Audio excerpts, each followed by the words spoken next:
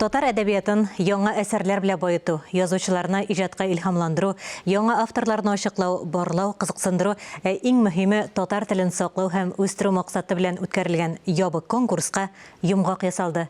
Теманы Фәннур Хәсәнов дәвам итә. Татар телендә әдәби әсәрләргә ябык конкурс нәтиҗәләре ачыкланды. Конкурс 9 номинациядә үткәрелде. Быел исә 1641 килде. Оның 20 роман.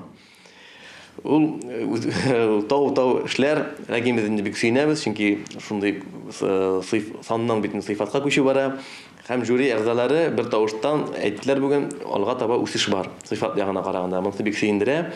Конкурста катнашу өчен татар телендә язылган моңа кадәр масса күләм мәгълүмат чараларында төрле җыентыкларда басылмаган әсәрләр генә кабул ителде. Бер автордан килгән әсәрләр саны шикләнми. Конкурста катнашучыларның исемнәре билгеле булмый.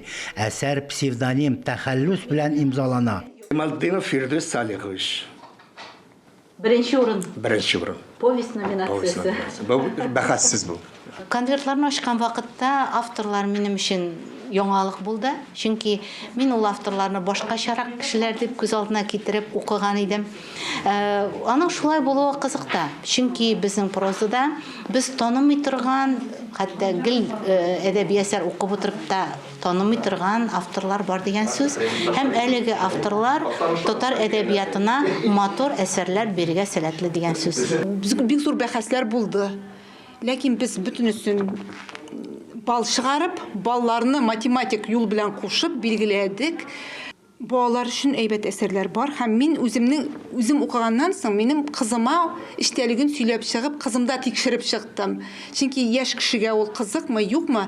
Һәм ул бәяләде, ул чынлап та яхшы, начар дип әйтеп, һәм менә аның фикерен барыбер монда күздә тотылды. То есть балалар аудиториясе белән тикшерелгән әйберләр дип әйтергә телим. Бик күп әсәрләр укыгач безнең бүгенге шигъриятның торышында күзаллана. Аллага шөкер.